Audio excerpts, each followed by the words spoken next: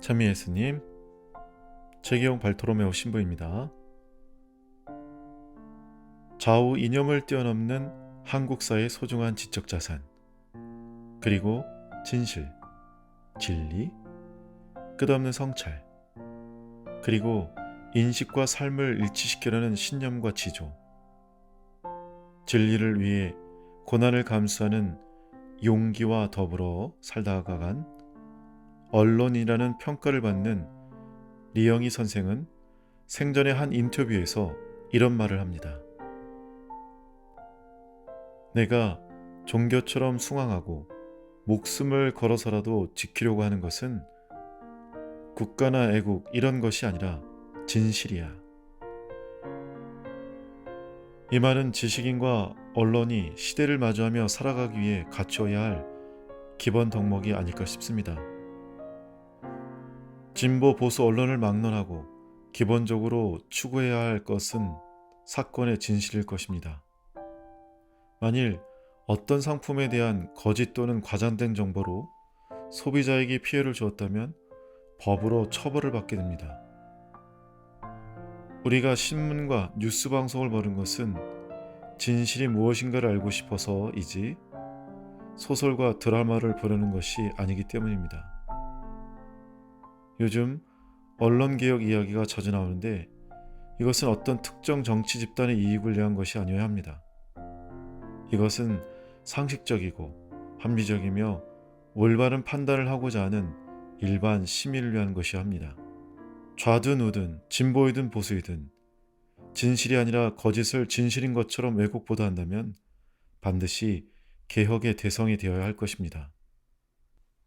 만일 언론인들이 이 시대 속에서 진정한 지성인이 되고자 한다면 얼마나 많은 정보를 가지고 있는가가 아니라 그것이 얼마나 진실에 부합하는가를 철저하게 성찰해야 할 것입니다.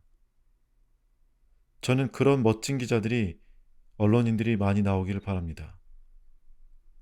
세월호 참사로 등장한 기레기라고 하는 단어, 언론인들에게는 정말 치욕스러운 단어가 아닌가요? 앞으로는 존경받는 언론인들이 많이 나오기를 기대해 봅니다. 제가 오늘 방송 첫머리에 진실에 관한 이야기를 한 것은 오늘 복음 때문입니다. 진실 또는 진리는 아름다운 단어입니다. 이 단어는 맑고 자유롭고 정직하게 들립니다. 우리는 진실을 원한다고 이야기합니다. 우리는 진실을 추구한다고 말합니다. 우리는 진실이 필요하다고 이야기합니다. 그러나 우리는 정말 진실을 원할까요? 우리는 진실을 견뎌낼 수 있을까요?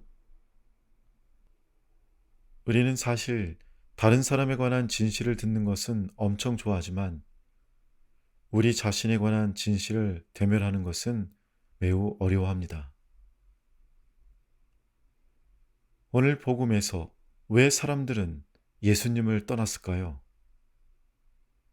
그들은 성취에 관한 것뿐만 아니라 진정한 생명의 빵, 우리가 양식으로 받을 수 있게 하시기 위해 하늘에서 내려온 빵으로서의 예수님의 함축적인 말씀들에 관한 진실을 원치 않습니다. 성찬리에서 예수님께서는 진실을 선물로 주십니다.